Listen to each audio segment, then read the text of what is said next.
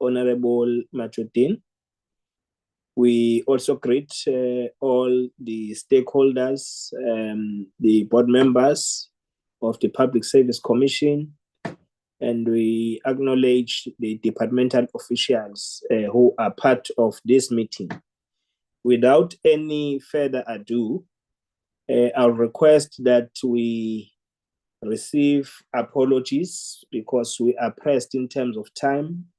We have a sitting today, which is a joint sitting to debate the State of the Nation address. Some members who are here are participating in that debate. So we need to allow them time to breathe before they debate. And we wish them well in their debate. Let's then take apologies, Mr. Manele. Chairperson, officially we have received only 2 apologies, one from Honorable Peter and Honorable Nzimandi. Thank you very much, Chair. Are you showing your face, Mr. Manele? Chair, I have a problem here, Chair. Next time we'll show my face. Thank you very much, Chairperson. The Chair will expel you from this meeting if you're not showing your face. Okay, no, it's fine. Let's then go to the adoption of the agenda. Honorable members, Honorable Minister of Water and Sanitation, she's out in the country for business.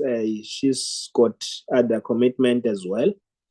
And we'll request to do a reshuffle of the program to start with water, to present the Department of Water and Sanitation objects of South African National Water Resources Infrastructure Agents, the SOC Limited Amendment Bill, and then we'll come to the responses. Members will recall that when we dealt with Public Service Commission Amendment Bill, we met with stakeholders. So today is the turn of the department, the Legal Services and Public Service Commission to respond to all the issues raised during our interaction with stakeholders. So this is how the agenda will be unfolding. Can I get a mover, honorable members? Is Honorable Molokome here? Because I'm aware that she is not well. She has been hospitalized and she's not yet back at work.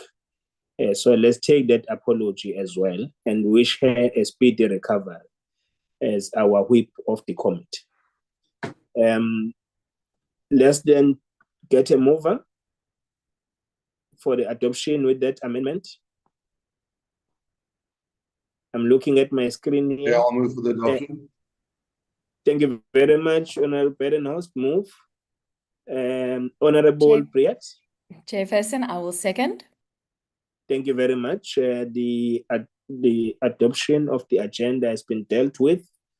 Let's then move. I'll make no remarks. We'll just go straight and invite Indonia Manzi to make her introductory remarks and allow her team to present after she has made those remarks. And we are recognizing the good work that you are doing, Honorable Minister, to respond to the challenges of water that are facing our municipalities and support through Section 63 of Water Services Act.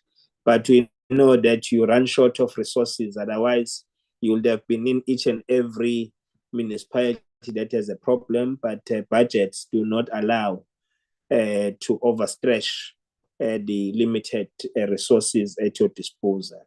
Let me hand over to you, and you are welcome, Honorable Minister. We now give you the podium. Thank you. Thank you very much, dear Honorable Chairperson. I tried to open my video, but I'm blocked by the agenda. I can see you. No, we can see you. Yeah, you look beautiful in that attire. Although Honorable Makesini would like to claim you with their replica, but I'm certain this one is safe. Honorable Chairperson, thank you very much to honorable members present here, the DG and the entire management the delegation of Public Service Commission, let me greet you this morning. Thank you very much, Chair, for giving us this opportunity to come and present the National Water Resource Infrastructure Amendment Bill.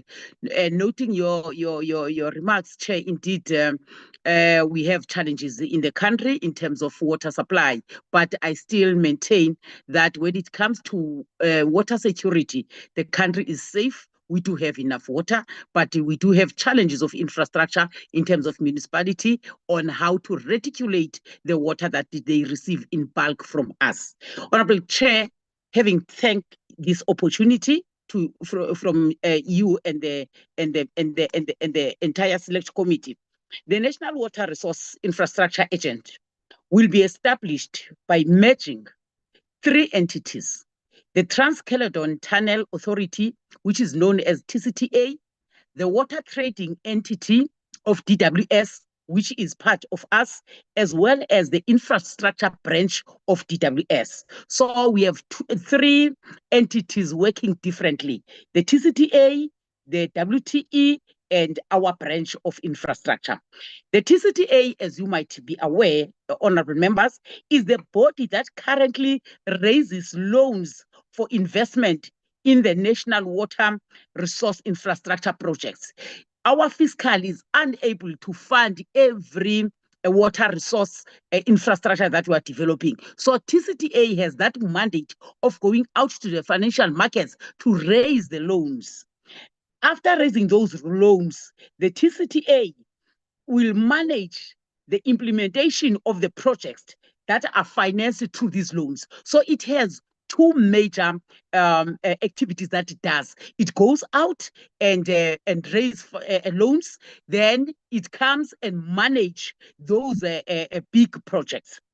Then those projects like Lesotho Highlands, Mkomazi, etc., those that are not financed through the fiscal. So TCTA goes out there. That's the first entity. The second entity is the water trading entity in the Department of Water and Sanitation, which is the body that bills consumers of raw water. We supply raw water, we sell raw water to water use. So this entity, WTE, is the one that bills those whom we sell raw water. Then the second thing that they do, they collect the revenue. After collecting that revenue, they transfer that revenue to TCTA for the purpose of TCA to be able to service the loan.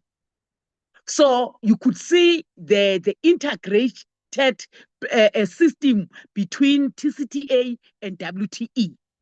Then there's a third one that is the infrastructure branch of DWS, our infrastructure branch.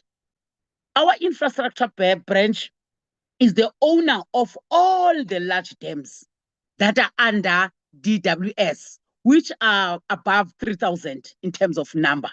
Those dams and the ones that we are still building, they are managed by our branch infrastructure.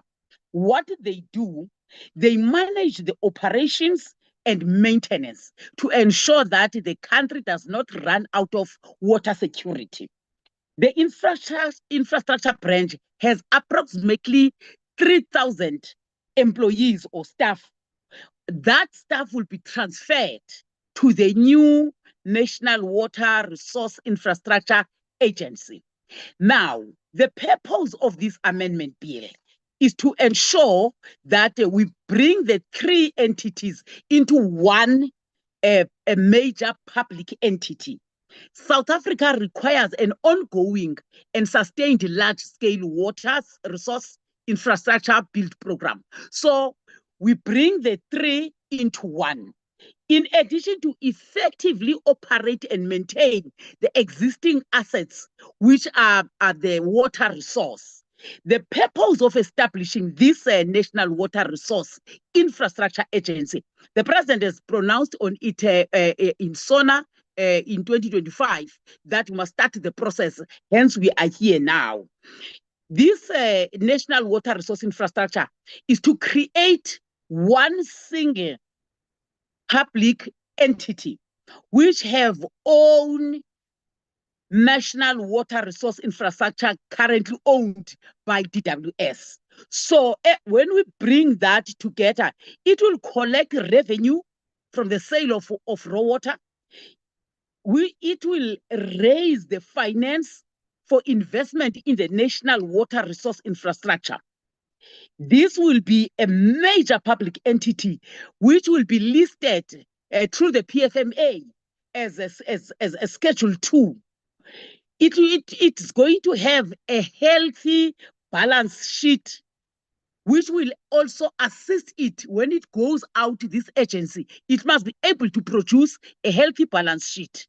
Currently, we have 3 entities that we are saying through this amendment bill want to put them as one entity to have a substantial revenue streams, which will then put the TCTA in a better position to raise finance in the markets. But now it will no longer be TCTA, it will be the National Water Infrastructure resource that will take the activities that were managed by TCTA, by WTE, by the branch of infrastructure in the Department of Water and Sanitation. So, Chair, we're bringing this amendment bill to yourselves to consider, because for us to be able to implement and come up with one single entity, we had to go through this process of bringing these different entities to get together. So, as you said, Chair, that I have the DG and the other senior officials on the platform. I will request then, Chair, through your own mandate, allow us to make the presentation. We are not going to be long, Chair, understanding that you have another presentation that you must take from the Public Service Commission. I thank you very much, Honorable Chair, and the entire committee. Thank you. Thank you, Honorable Minister. DG, you can proceed. I know the Minister has covered a very good ground of the presentation, but you can deal with the issues which you feel that... Thank you very much, Chairperson. Good Yes. morning, good morning, honourable members. Good morning, Minister, Deputy Ministers, colleagues. This amendment bill seeks to make a minor amendment to the National Water Resource Infrastructure Act, which was already passed by Parliament. That minor amendment is required because after the main act was passed, a legal anomaly was identified, a minor legal anomaly, which required the rewording of one small part of the act to enable the act itself to result in the listing of this new agency in Schedule 2 of the PFMA. So this is very much a minor legal amendment bill. It doesn't change any of the other substance of the National Water Resource Infrastructure Act, which was previously passed by Parliament. I'm going to ask our Director for Legal Services, Bronwyn Naidu, to take us briefly through the presentation. Bronwyn.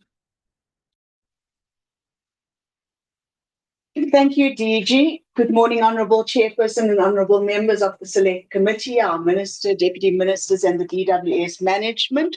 And we'd like to thank you for the opportunity to present to you and brief you on the first technical amendment to the Principal Act, the South African National Water Resources Infrastructure Agency, SOC Limited Amendment Bill, number 13 of 2025. The DWS has prepared a background on the agency and the establishment thereof, which I'm very willing to take the committee through. Alternatively, with the instruction of the chairperson, I can move to the meat of the presentation, which is to brief the committee on the amendment itself. Honourable Chairperson, I'll take your instruction on this. Yes, you can proceed.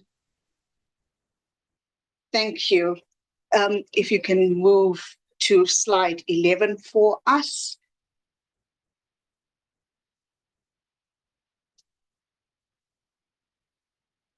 Thanks.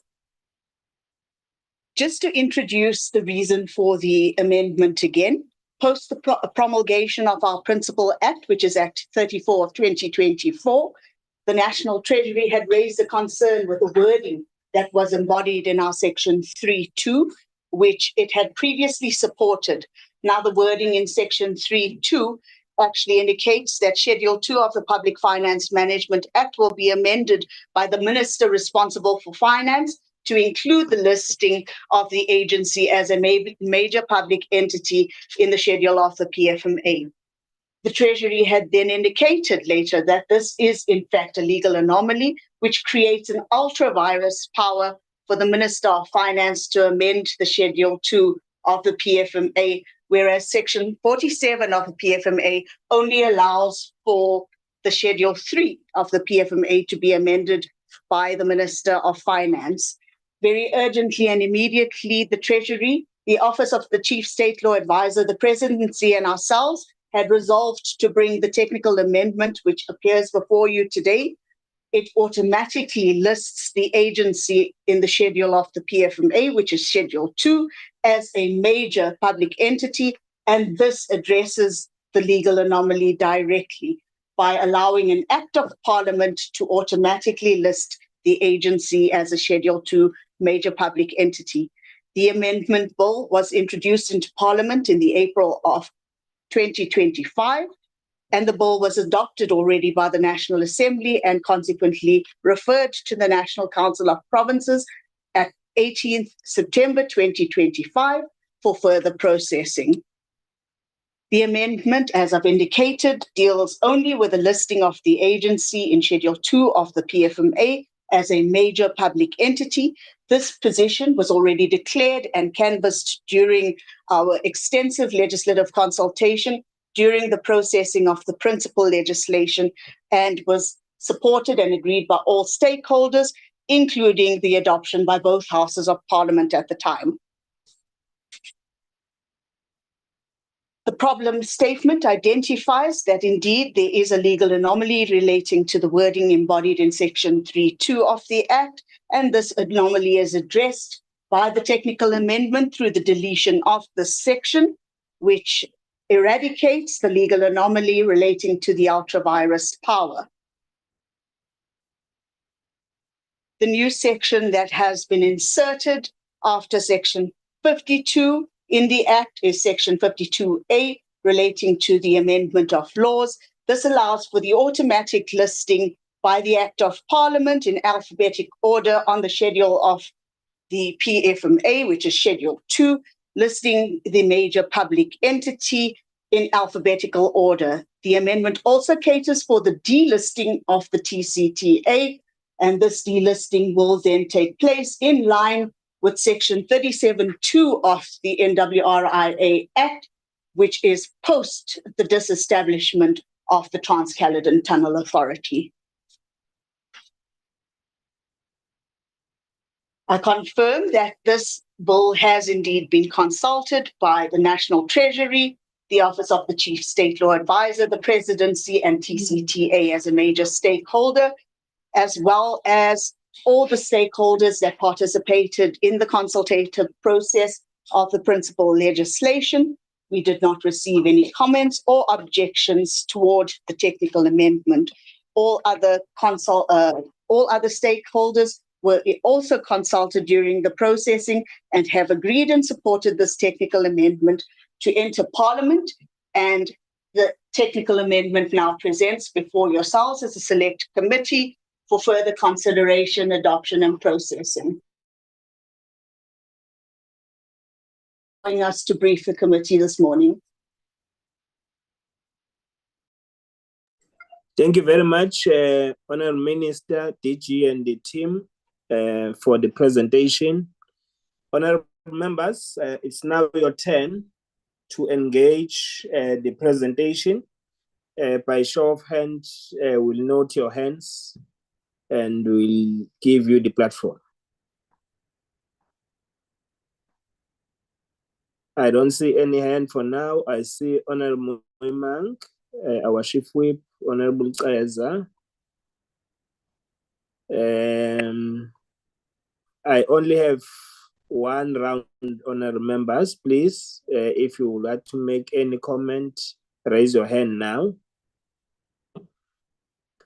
All right. Let's then take Honorable Mimang, our Chief Whip. Thank you, Honorable Chairperson.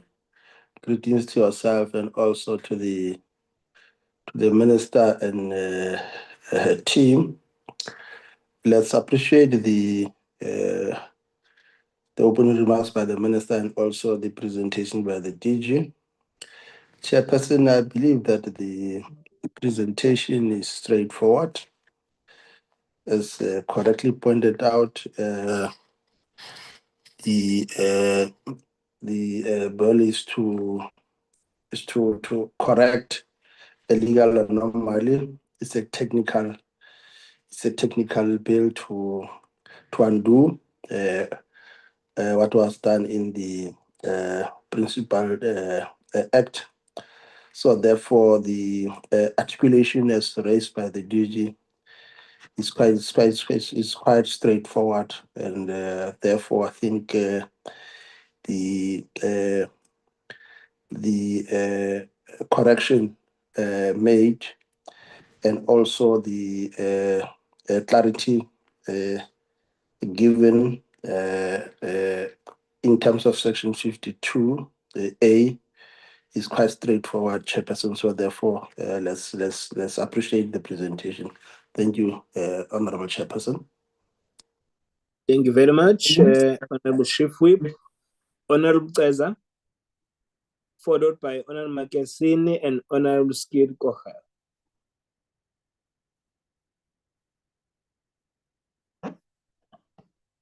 Honorable Ceza. Thank you very much, Chair. Thank you to the Minister for her opening remarks, and I just wanted to check on clarities, Chair. I don't know if you can see me. You're supposed to see me. I can see you. Thank you.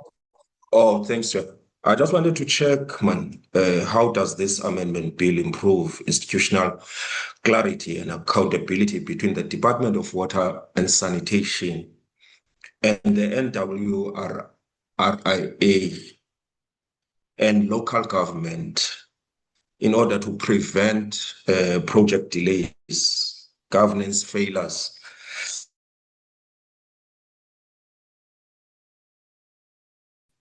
being affected by stalling projects and all that we found in the case of Emakazin. To check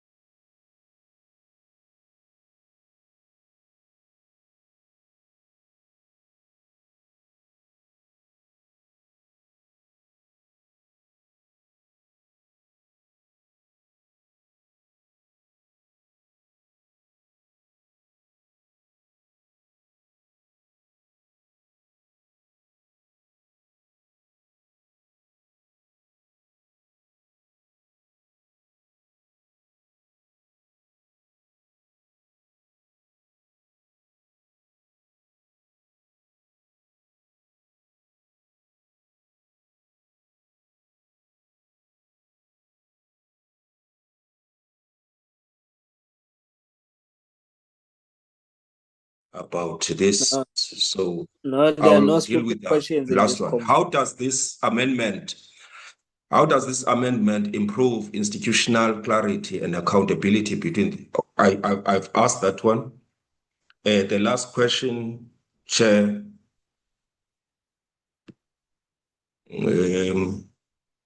Someone a bit.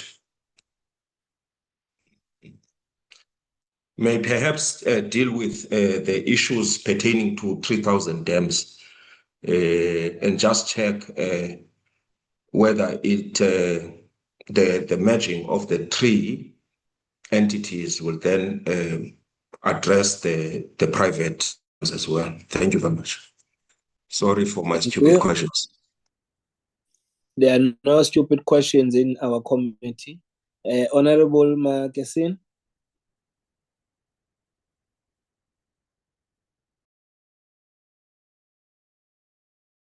Thank you, Chairperson. Greeting to the members and to the Minister. Chairperson, I just want to check on the open remark of the Minister. The emergence of these three entities. I want to check. Last year, the President was pronouncing a team that will assist Parliament on the special focus team to assist the challenge of water, because they knew we are going to have this challenge.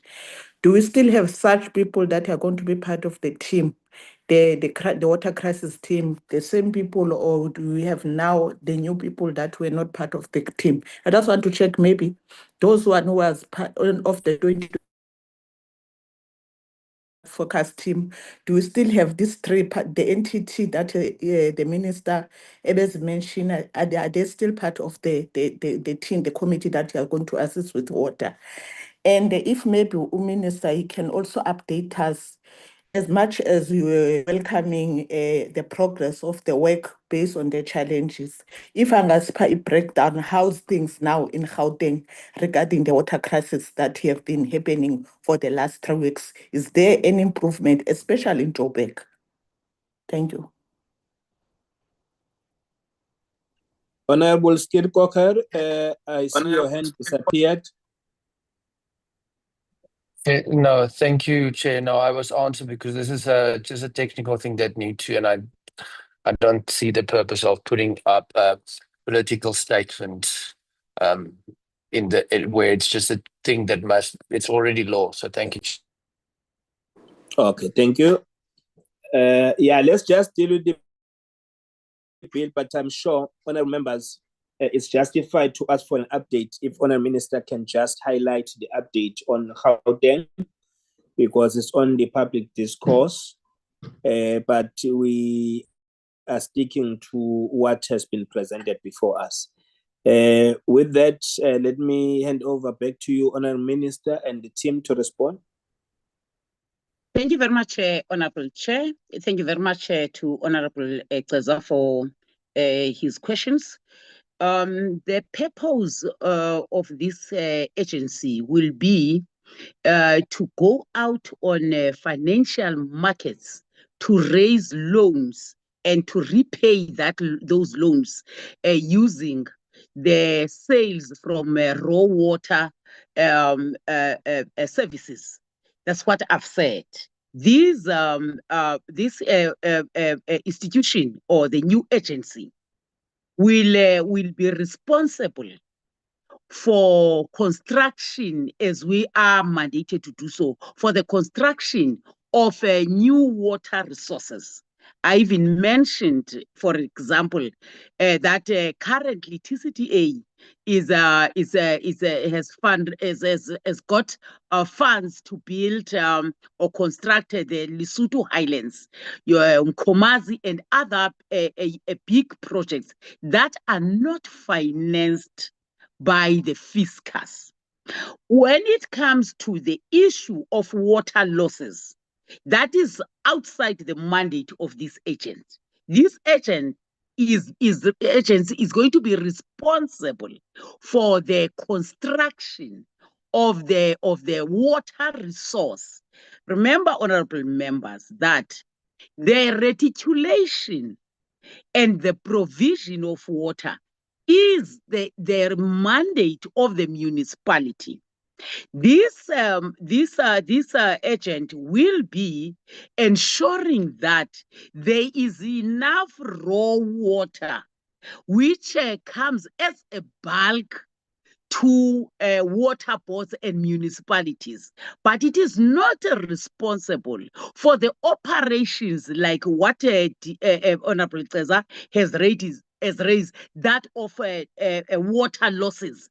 That is, the water losses does not happen at big water resources. It happens at a point of reticulation and provision. So it is outside the mandate. The second one is about strengthening the custodianship and you talk about privatization. There is no privatization of water through this amendment bill. This amendment bill is bringing together three entities that have been working separately. So we're bringing them together. I said when I was making the opening remarks that, for instance, the water trading entity of DWS, it was charging and collecting revenue on the raw water and transfer that to TCTA for TCTA to repay the loans. But now it will be one entity doing that. It will be one entity doing that, but that entity is an entity that is accountable to DWS. So they are not a separate entity that is going to work outside government. This is a state-owned entity. So there is no privatization when it comes to that. On the question by Honorable Makesini, thank you very much for those questions. The water crisis team, let me start by saying, up until Honorable Makesini, this the Parliament, that is NA and NCOP, pass this technical amendment, then we will then move on to establish this entity. At the current moment, TCTA is still operating as TCTA, WTE is still operating as WTE, the branch infrastructure of DWS is still operating. The other process that we have were almost complete, was standing at 98%, is the recruitment of the board members of the National Water Infrastructure Resource Agent. So we are just about to finalize that, because when the president made that pronouncement in the SONA 2025, it then allowed us to start the process. But as you start that process, it must also have a backing of the legislation that will bring these entities together. Hence, we are tabling this. In terms of the update on the state of water in Johannesburg, I might not have correct percentages on each and every area in Johannesburg at the current moment. Dear Mahlobo was there on the ground working with the team from COCTA, from Gauteng COCTA, National COCTA, from the Office of the Mayor, Joburg Water and Rand Water. What I may say is that there are systems that are taking very long or very slow in terms of filling up the reservoirs. The Melville area is taking long. The Roodepoort Waterval area is taking long. By yesterday, the briefing was that they were standing at about between 33 and 35% in terms of filling up their capacity. And the difficulty when they take long to fill up, you cannot be able to supply and pump water to upper lying areas. So the people in the lower lying areas can still get water even if the reservoir is beyond 40%. But our main thing, we want all the reservoirs to be above 40%. How are we going to do that when there is this slow pick up of the reservoirs? Through our technical team that we've deployed there of engineers and water scientists, we said, let's be involved in two main things. One is load distribution. What is load distribution? There are areas which are not affected in terms of the water pumping systems, which were not affected by the collapse of the system. They still have water. It's not each and every area in Gauteng that does not have water. So we still have water pumping stations that have water. So we are saying sometimes they must move a portion of that water to direct that load to fill up, to assist to fill up these reservoirs that are taking time to pick up. That is one. Two, there are areas that are getting water that were not interrupted. But the volume or the pressure of that water is too high. And what we are saying as part of trying to normalize the situation, do soft locking of water. What does soft locking? Soft locking does not suggest anyhow that there will be no water in those areas. For instance, if you talk, let's talk Sentin. There's a Crown Garden not very far from Sentin. Crown Garden is taking time to pick up, but Sentin, they've long pick up, so the water is pumped as normal. So without residents feeling that, soft lock to reduce the pressure of water that is coming out.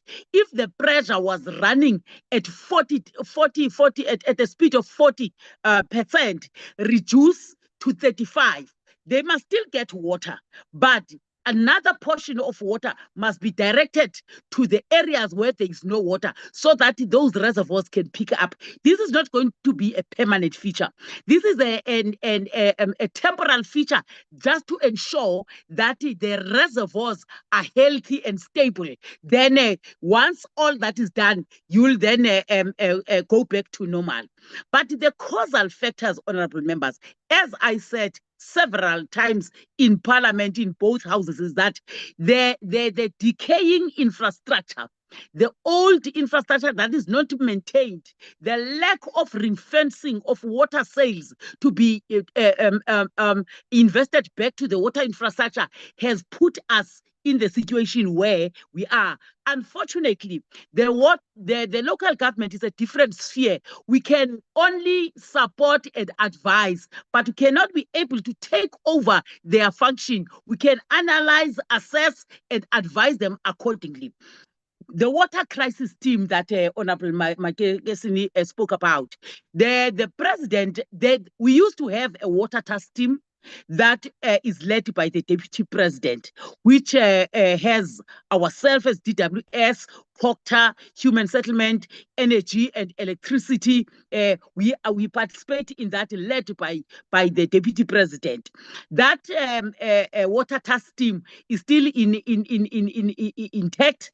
The deputy president will be also going to do the monitoring. When we go on the ground, we monitor to advise on what must be done. But what we are saying right now is that let's mobilize technical officials of high level, the engineers, water engineers, who will assist in terms of determining where are these leaks, because these leaks are draining the system and the system is constrained, hence the best time and again. So Chair, we won't mind if this select committee might maybe after a week want a progress report, but we are attending to this with the financial constraints that are there. The mayor of Joburg said to us, their water pipeline is 12,000 kilometers.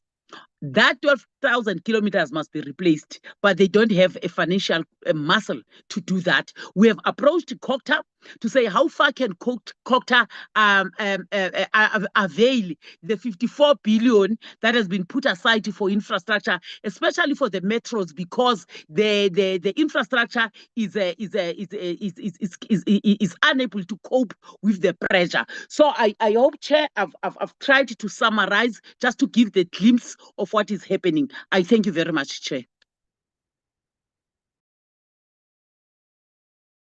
Thank you, Honourable Minister, for that adequate response and update.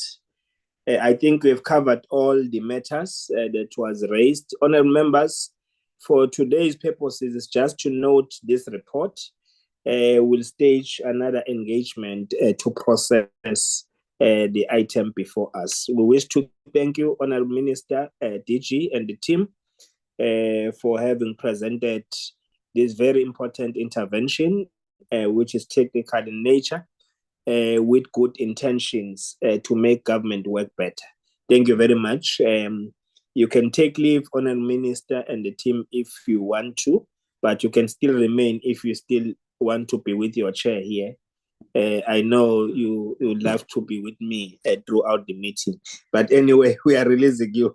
We received your apology. Thank you very much, Honourable Minister. Thank you very much, Chair and honourable members. Thank you. Thank you. All the best where you are. Thank you. All right. We now move to the next item, honourable members, which deals with the responses on the Public Service Commission Bill, which we had engagements with stakeholders. Let's start. I don't know who's starting, whether it's department first, before the legal services and the Public Service Commission. Let's deal with that presentation. Over to you, Tim.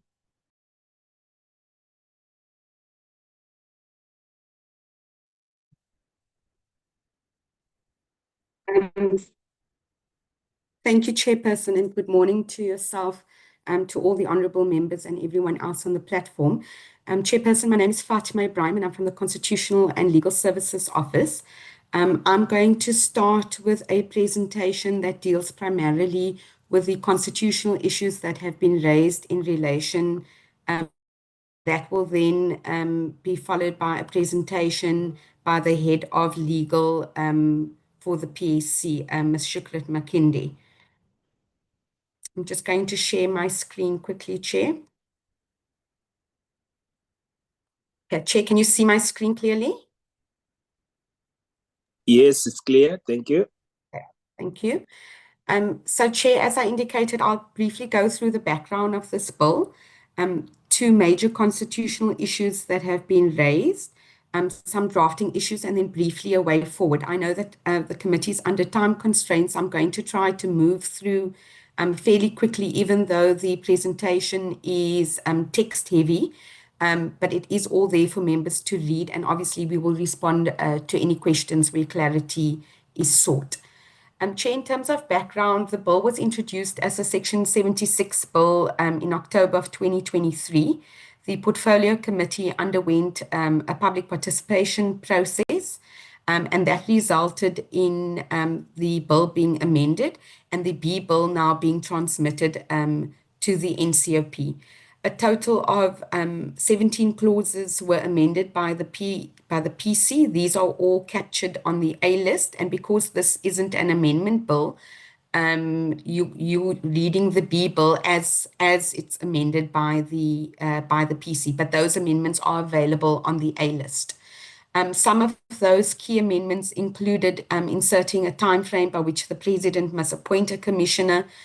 Prior to that, the Commission had some difficulty with that.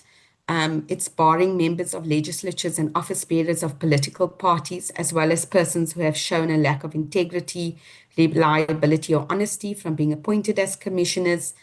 It also provides that the removal of commissioners must be in accordance with the relevant rules of a legislature, depending whether it's a provincial-based commissioner or a national-based commissioner, and allowing those commissioners an opportunity to respond.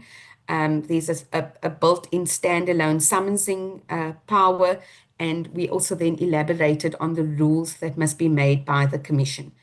Chairperson, there was very broad support, overwhelming support for the bill, but there are two constitutional issues that have been raised, and these issues were in fact raised during the PC process as well, where I dealt with it there and raised my concerns. Notwithstanding, the PC was of the view that it wished to proceed with the bill. Those matters have been brought to this committee again as part of the public participation process, and so it would be remiss of me not to deal with it, and that's the purpose of me now dealing with that issue separately to the PSC.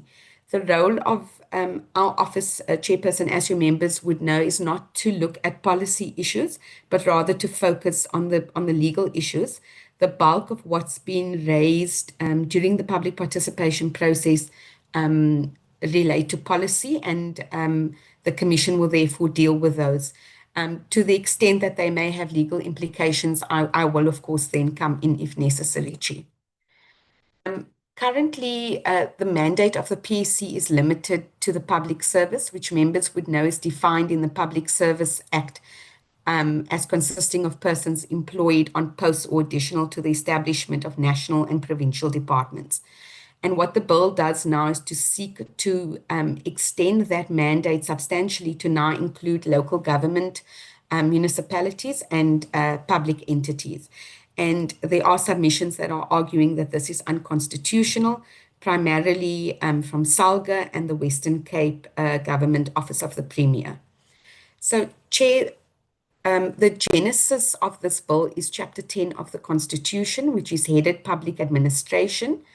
And that section, that chapter consists of 3 sections. It's Section 195, which sets out the basic values and principles governing public administration. And that would apply to all of us.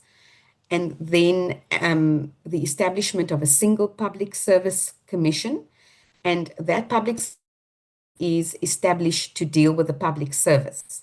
And then Section 197 that provides for the formal establishment of a public service in terms of national legislation, which, as I've indicated, is the Public Service Act. When interpreting any legislation and including the interpretation of the Constitution, we give consideration firstly to the plain language used. So the ordinary rules of grammar and syntax, then the context in which the provision appears, the purpose for which it's directed, and the material known to us when that legislation was passed. And these are some of the issues that I would have taken into consideration in forming my view. Firstly, in terms of language used, there are 2 distinct concepts in Chapter 10, one of public administration and one of public service. They're not used interchangeably and therefore obviously cannot mean the same thing. There is a reason that the legislature decided to refer to 2 separate terms. The chapter specifically provides in Section 1971 that within the public administration, there is a public service. It then establishes a public service commission as opposed to a public administration commission. And it also notes in Section 195 that the values and principles governing public administration specifically provide to administration in every sphere. Whereas in Clause 196, you don't have something similar. Then, in addition, Section 196, which speaks to the establishment of the PSC, repeatedly references the powers and functions of the PSC in relation to the public service rather than public administration. And you'll see on this slide, Chair, that I've just highlighted some of that so that members can see. It then also, for example, refers to national and provincial government and organs of state, but not to local government in the section. Then in terms of context, because that's the next thing that we look at after plain language, we've indicated that provinces are specifically mentioned by providing in Section 1967 and 11 that the PSC has a provincial commissioner representing each province and enjoys power to resolve on the appointment and removal of such provincial commissioners.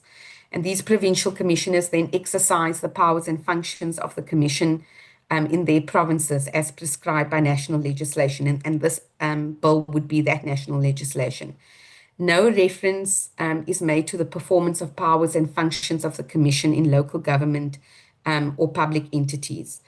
It then also speaks about provincial governments being responsible for recruitment, appointment, promotion, transfer, and dismissal of members of the public service within their administrations, within a framework of norms and standards. By contrast, there is no mention of local government sphere. There is no role for local government in either the appointment or removal of PSC commissioners. There are no local government commissioners in the way that one has provincial and national commissioners. And then there's a completely different section of the Constitution that deals with the administration, the management of the administration in municipalities, and that's found in Section 153. And then in section 160 as well, municipalities are responsible for all decision-making concerning the exercise of their powers, including the employment of personnel. And again, here, no reference to the national norms and standards the way we have in relation to provinces. So clearly, Chair, there is an intention by the legislature to distinguish between public administration on the one hand and then the public service on the other. And what we did was also go back and look at the interim constitution, and we found there that it had originally provided for separate provincial commissions. So instead of having one unified public service commission, there were going to be separate provincial commissions that had their provincial representatives. But there was never in that draft anything that provided for something similar at local government level. Of course, that wasn't then carried through into the final constitution. Then section 1971 of the constitution, it demands that the public service rather than the public administration must loyally execute the lawful policies of the government of the day. And local government is typically understood as having being focused on service delivery rather than policy execution, the way it would be in the national and provincial sphere. So in short, local government is characterized by staffing autonomy, budgetary autonomy, limited national and provincial control, and as I indicated, importantly, the power to structure their own administration. So these are issues that have been raised quite strongly in public submissions, particularly by SALGA, and members would have heard that presentation. So some of the questions that we raised in the PC that we asked the committee to apply their mind to is, what is the purpose and rationale for distinguishing between a public administration and the public service in the Constitution?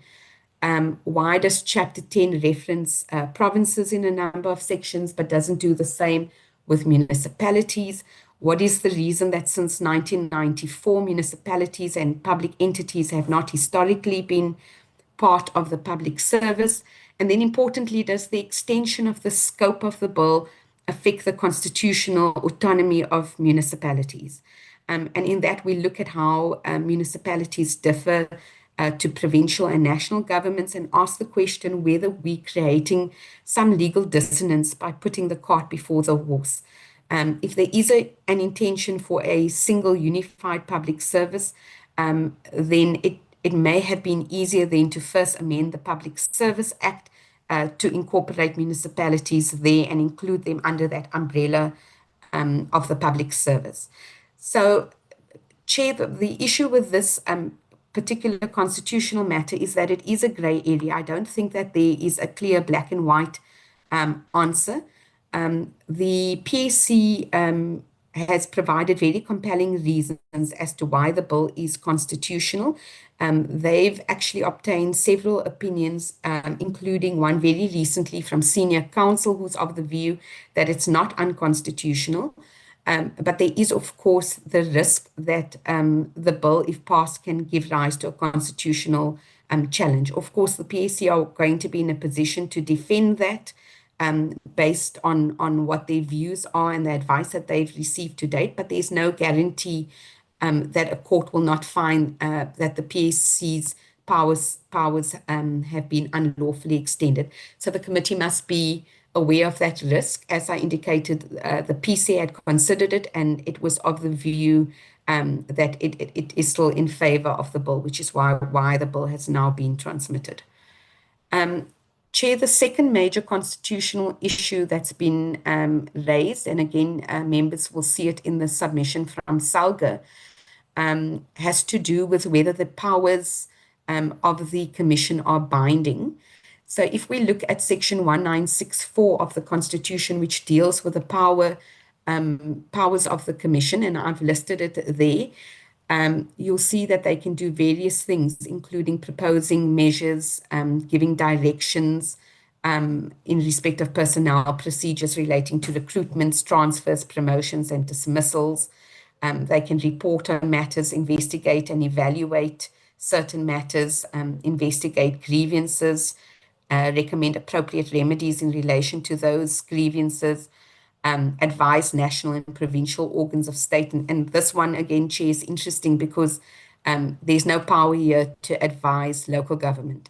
And then, of course, they have the general power to exercise or perform additional powers and functions as prescribed by legislation, which we have argued in the PC is not a blanket exception where it means that whatever is in legislation, the PSC is able to do, but rather that those additional powers and functions are prescribed by what those general powers are in the section.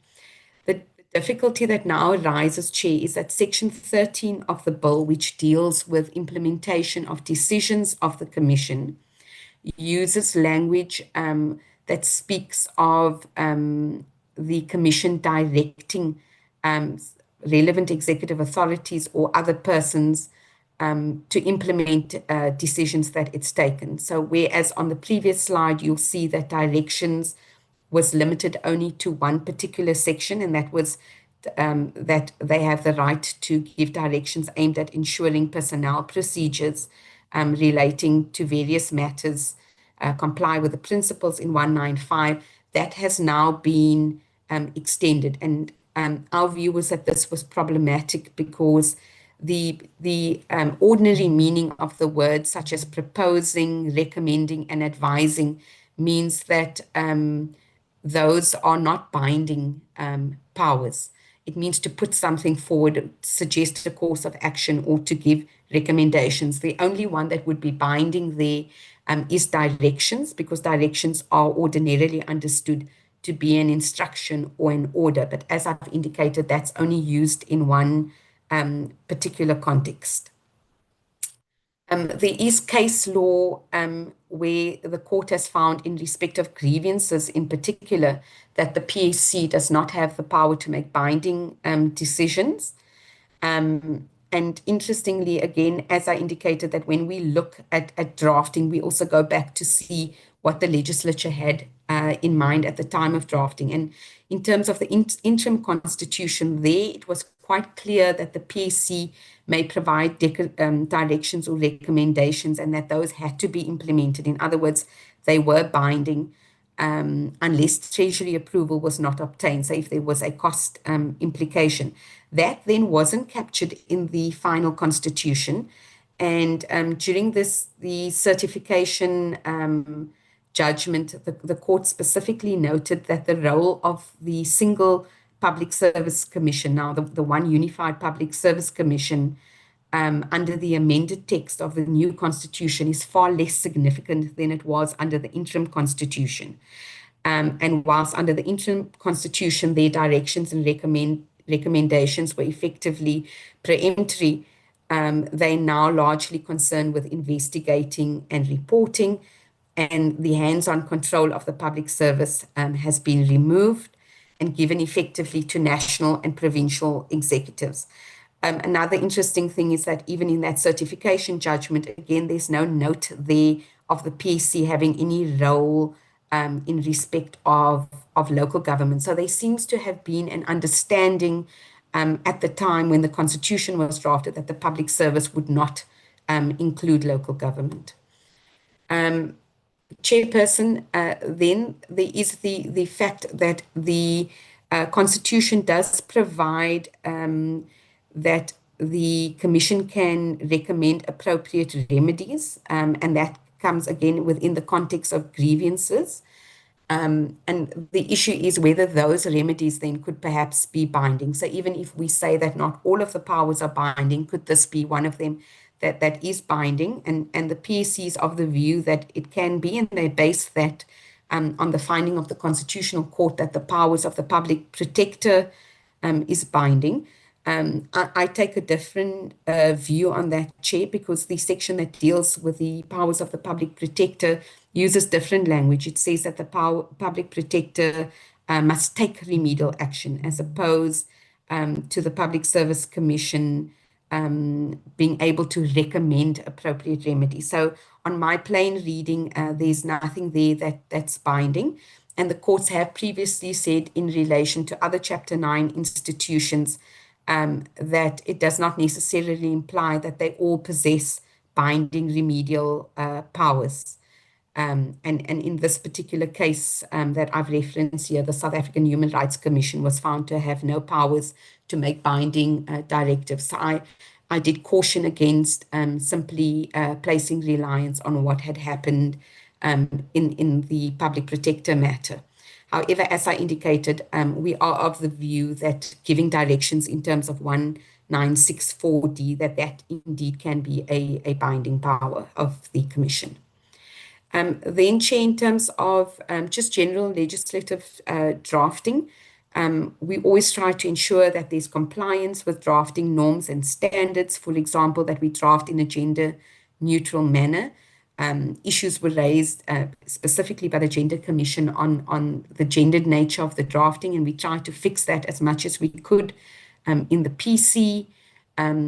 We want to correct any referencing errors, spelling, ensure clarity and consistency in language, and so on. So the public participation process becomes important because a bill needs to be reasonably certain, it needs to be clear and accessible. Whilst we drafting, we may understand because we're rooted in the work, but the test is really whether the ordinary reader can understand. So we have taken seriously those issues that have been raised during the public participation process. Some of the concerns that I noted and supported, Chair, I won't go through all of them in turn because they don't really have any bearing on substance, but just some minor issues where we can perhaps clean up drafting to make things a little bit easier to understand, and I have made a note of all of those. Some of the other ones that have been raised, the Public Service Commission does deal with it in their presentation, which comes after mine, as to why we're not agreeing, Chair, to change. Yes, Chair, this is just some further things that I've noted where we could possibly clean up.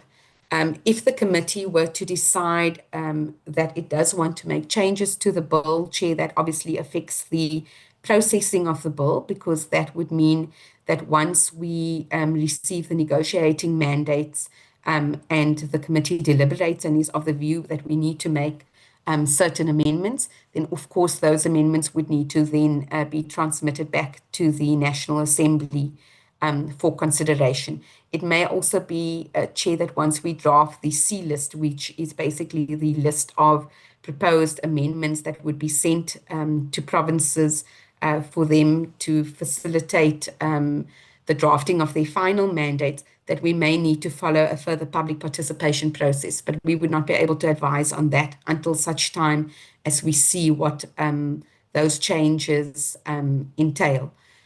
So for now, Chair, we can't advise further on process. We are beholden to the committee. As I've indicated, these constitutional issues have been raised in the PC, notwithstanding saying the PC has proceeded.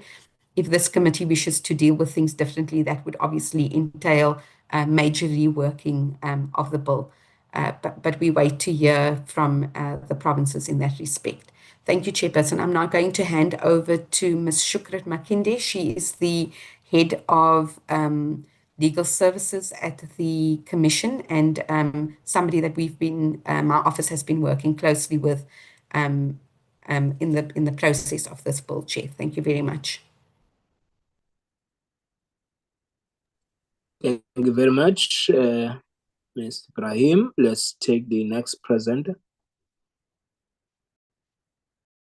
Thank you, Chairperson. I have Commissioner Seal here. My name is Shukrat Makinde from the Public Service Commission.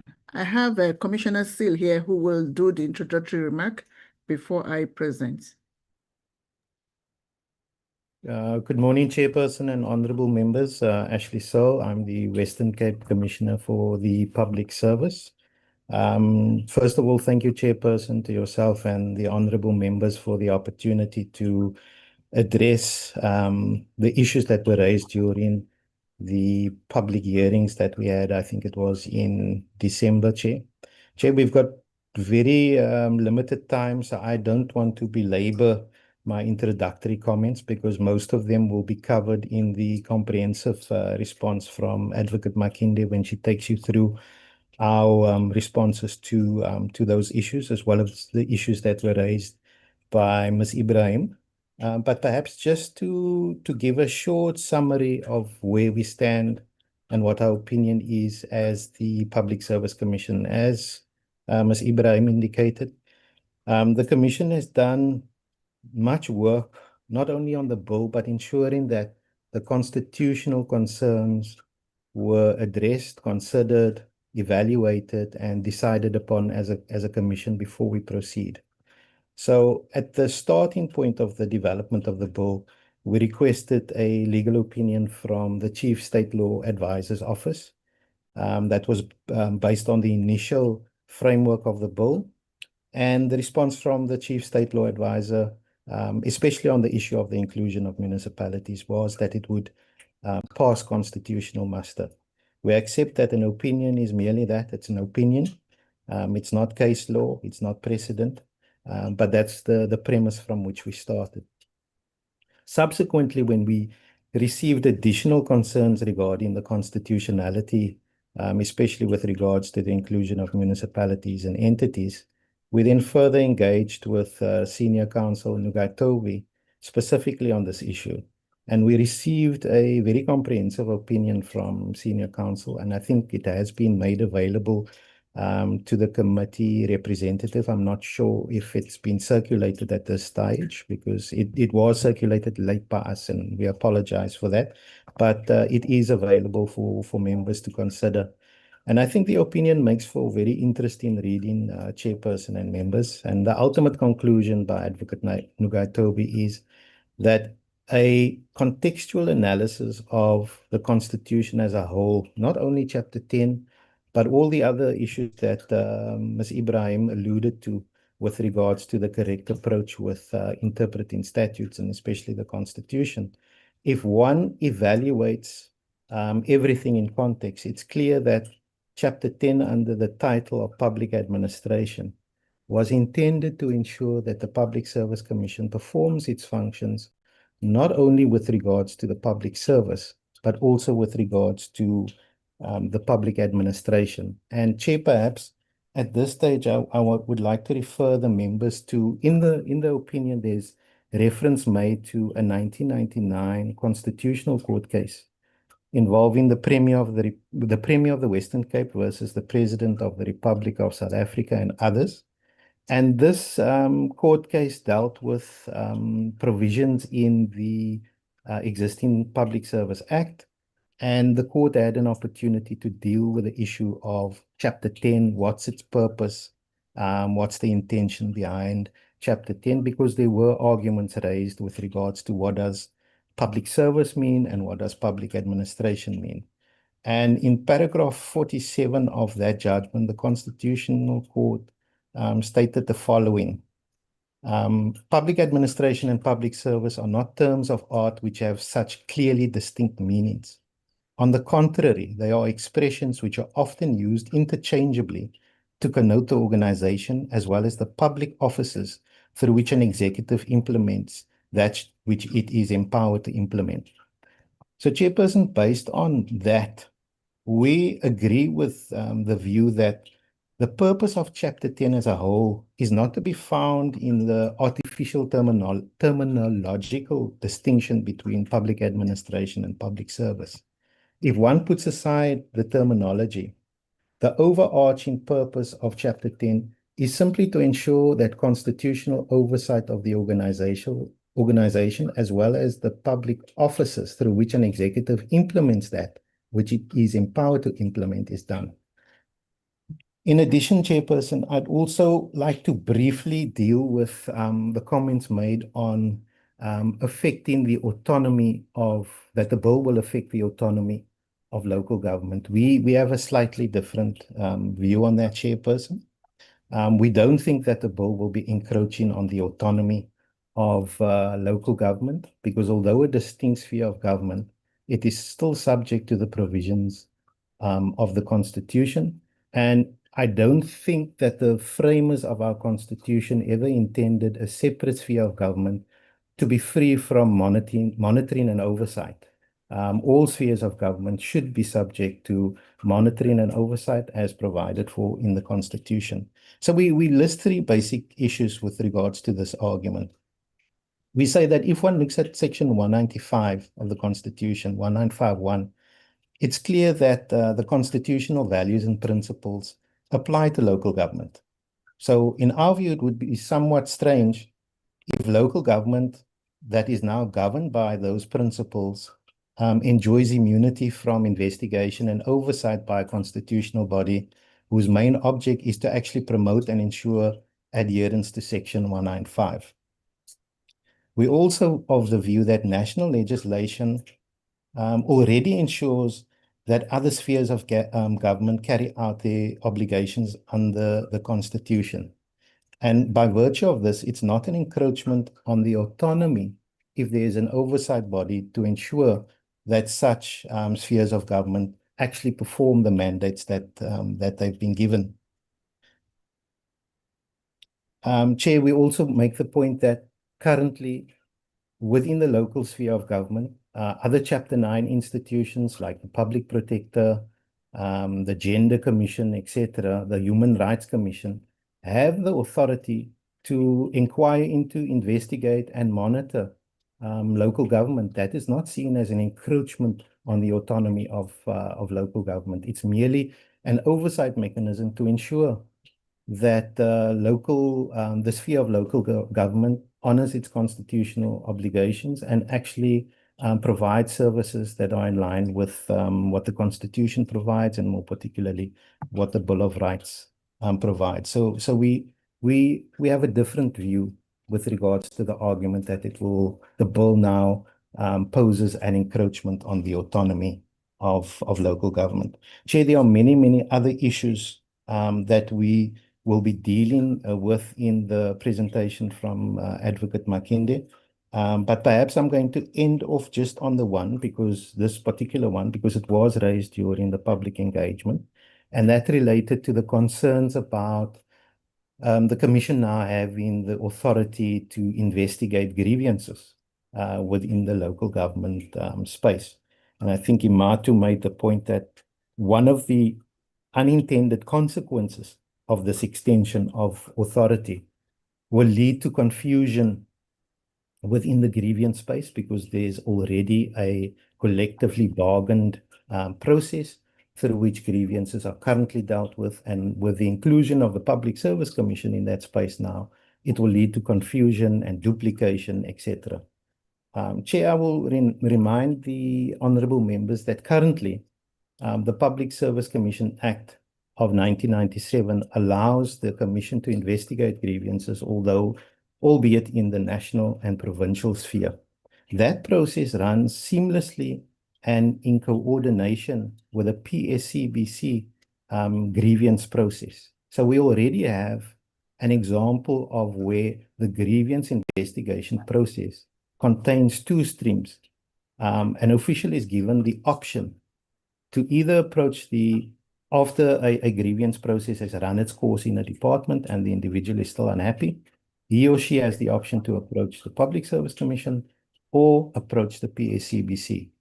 We have existing rules, that's our regulations, which provides a framework as to how those grievances will be coordinated and managed, and it's worked seamlessly over the vast number of years, Chairperson. There's no confusion between the PSCBC as well as the PSC process.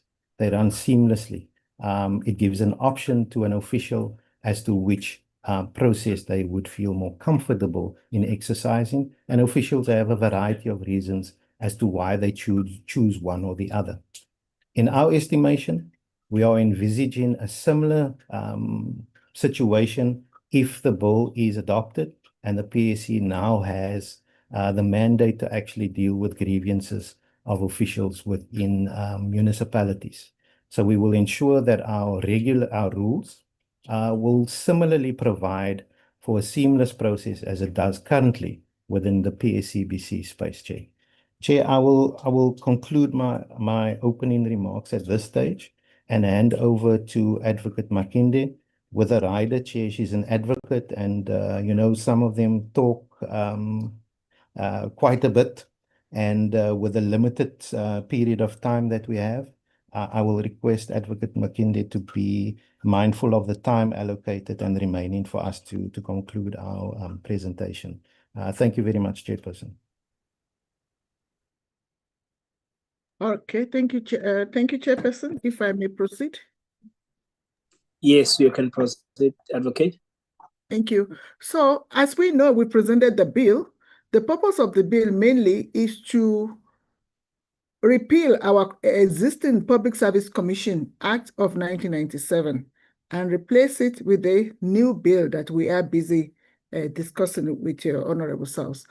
Also, to deal with the process of appointment of commissioners, to then extend the mandate or implement the mandate of the PSC at local government and municipalities, and to establish the PSC Secretariat.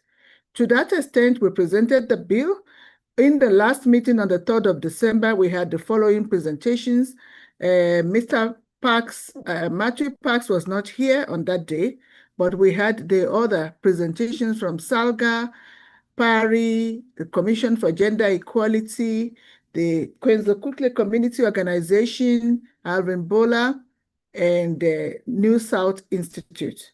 So we quickly want to just respond to some of the issues raised by these organizations and then go to the general issues. We start with the Salga issue, which was led by Mr. Lance Joel. His issues basically are that it talks about the independence of the municipalities, and that the implementation of the PSC mandate will encroach on the independence of the municipalities. We've tried to respond to that extensively. And like my commissioner have said, the first thing that we must not forget is that Section 195.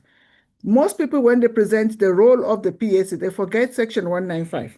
Section 195 is very critical because one of the things that it talks about is that these values, they apply in every sphere of government. If we are saying local government is not included, local government is one of those spheres of government. It is an organ of state and public enterprise. That is clearly distinguished and clearly stated there. So that is the first thing. The role of the PSC is to have oversight on these constitutional values and principles, which one of them, if you look at them, is public administration must be accountable. Section 195, 1F. If public administration must be accountable, who is there to oversee that? The function was allocated to the PSC. And this was confirmed in the Constitutional Court judgment, which I will read, and it is the last judgment cited by Advocate Ono Kaitobi in his legal opinion, which we have provided this morning. It says transparency must be fostered by providing public with timely, accessible, and accurate information. Those are the things that PSC is supposed to be looking at. It says good human resource management and career development practices to maximize human potential must be cultivated. These are the mandates of the PSC, to oversee and to make sure that this good human resources management and career development practices are well monitored. Public administration must be broadly representative of the South African people, with employment and personnel management practices based on ability, objectivity, fairness, and the need to redress the imbalance of the past to achieve broad representation. This is in Section 195. What we are doing today in the PSC bill is we are saying we are implementing Section 195 as if it must exclude 195. We're implementing Section 196 as if we must not remember Section 195. We are combining them to say that is your mandate, 195 and 196. Section 197 used to be part of the mandate of the PSC, and that is what changed between the interim constitution and the final constitution. In the interim constitution, PSC was responsible for recruitment, disciplinary management, all of that. But today, we are playing oversight on those recruitment, making sure that there is no irregular appointments and all of that. Now, the issue of recruitment and the policy development in all those areas was then allocated to DPSA. DPSA is now in Section 197 of the Constitution. So people tend to mix the PSC with DPSA. When DPSA was establishing the Public Service Act, which is definitely in line to say the Public Service Act is supposed to be dealing with national and provincial government, and that is why we, in our Public Service Commission Act, also align ourselves to DPSA, because that is the confusion that is being caused, because the PSC is now like looking like an entity under the minister. Meanwhile, we don't have a minister as a constitutional body. We are reporting directly to the National Assembly and accountable to the National Assembly and the legislatures.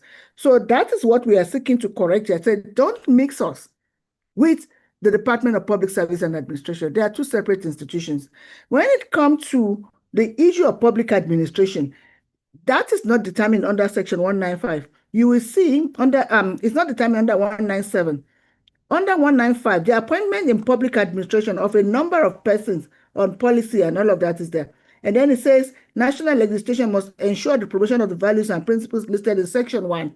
So all this national legislation, they are supposed to give effect to that Section 195. It then says, legislation regulating public administration may differentiate between different sectors and administration or institutions. And we are aware that the PAMA bill has been in process all along, trying to give effect to that, and that is what we are doing here. So we cannot rely on the Public Service Act as the thing that says the PSC is working only with the national and provincial government. The legislation that is going to deal with public administration is the PAMA bill, which is almost there in process. And here we have now the Public Service Commission Act, which we are trying to get in, where first, if you look at our 196, it says commission must be regulated by national legislation. 1962, that's what we are doing. It also talks about there must be a national legislation to deal with the process of appointment of commissioners. That's what we are doing. Then it also talks about the commission must exercise or perform additional powers or functions prescribed by an act of parliament. So this act of parliament that we are prescribing now, which the PSC can have in order to deal with the addition, does not limit its powers in any form. It's actually to enable it to function effectively, and it cannot be said that, no, you are limited to public service or you are limited to this, because that additional power in terms of national legislation has no limit. It is meant to give effect to the constitutional values and also the founding values of the Constitution itself in Chapter 1. Now, talking to the Public Service Commission, they says there's a single Public Service Commission for the Republic. That is the first thing that everybody must first apply their minds to. If there's a single Public Service Commission for the Republic, then it covers the entire Republic. So we cannot say, no, local government was not there. Oh, it's public service. Oh, it's public administration. It is for the Republic. And then it went on to say the commission is independent and must be impartial and must exercise its powers and perform its functions without fear, favor, or prejudice, which is what we talk about the independent constitutional body. And now what is the purpose? It says, in the interest of maintenance of effective and efficient public administration and a high standard of professional ethics. This professional ethics is what we are talking about. And this effective and efficient, look at it too, effective and efficient public administration. The effective and efficient public administration is a combination of this Section 195. And that is what this is all about. So I think the Constitution is clear, and you can also, in addition, read the legal opinion of Advocate Unoka Itobi. We have had this bill certified as constitutionally correct by the Chief State Law Advisor. So I will move on that without wasting any more time, because a lot has been said about it. So now Salga went further to then talk about the issue of grievance management. In grievance management, you will see that we, in this bill, we are now saying we are reading Section 1964 with Section 195, where it says to investigate grievances of employees in the public service concerning official acts or omission and recommend appropriate remedies. It's not just remedies, recommend appropriate remedies. This bill then says, in line with Section 195.